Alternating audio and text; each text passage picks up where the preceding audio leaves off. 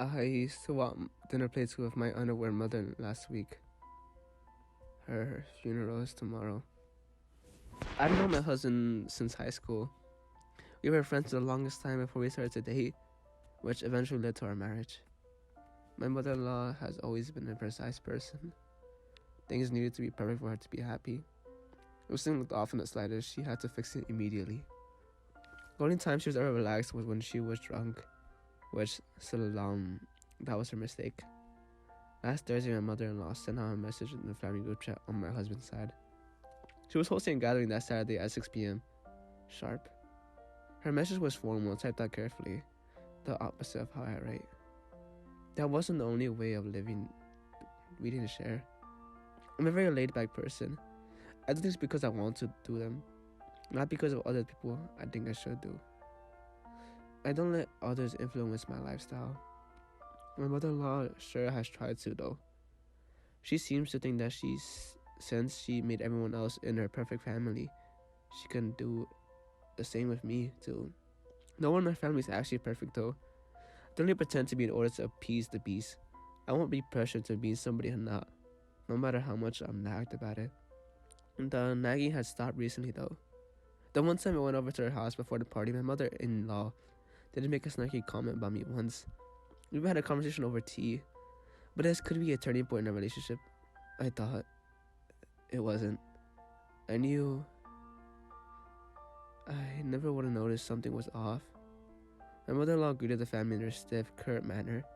The house was spotless when we stepped inside as per usual. As soon as they noticed, the guests began to drink. Nothing too heavy. Mother-in-law would be upset if anyone else behaved when it came time to eat.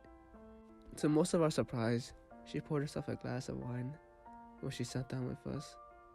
My husband, who sat on the sofa beside me, whispered he had only seen his mother drinking 4 times in his entire life.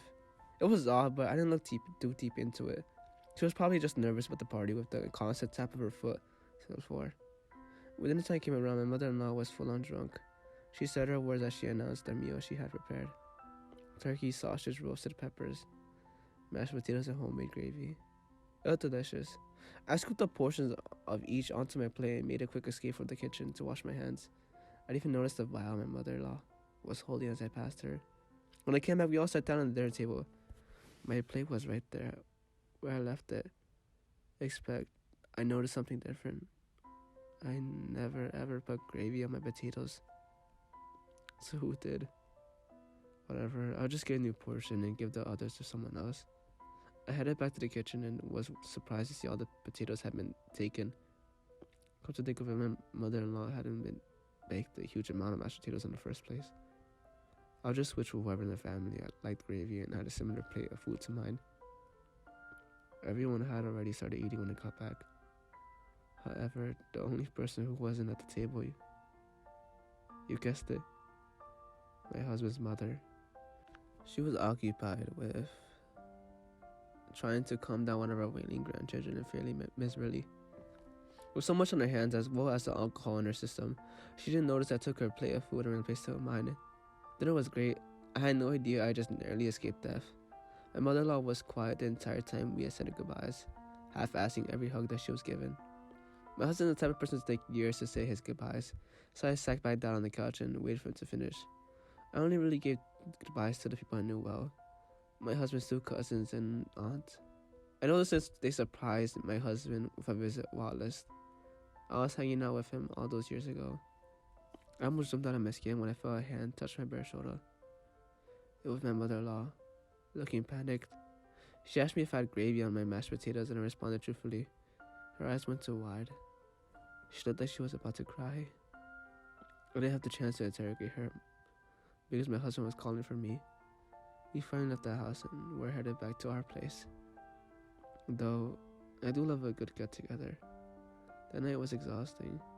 I couldn't shake the feeling something was terribly wrong, though. I ignored it for the next couple of days, focusing only on the work and keeping the house clean, until one day I came home to my husband sitting on the couch in tears. His mother had passed away from some sort of unknown poisoning, and that's how I got here. Typing out my little story the night before my mother-in-law's funeral, while my husband stays peacefully next to me. He hadn't gotten a proper rest since she passed away. Mourning and planning the funeral did an number on him. I trust my husband, and I know he trusts me too. But if I told him what I thought was planned to happen that night, he wouldn't believe me. He'd probably hate me for even thinking his mother would try to hurt me. She'd never done it, so why now? I've been trying to tell myself, but I just can't believe it. If she was innocent, why did she give me an abnormal amount of alcohol? Why did she slap down my gravy on my potatoes when she knew I wouldn't eat it? And why would she ask me about it before we left? This has to be a mistake. It has to. It must all just be a coincidence. But I can't let it go. I'm such a terrible person. We're thinking my mother-in-law tried to poison me. Or is she the terrible person? I don't even know anymore.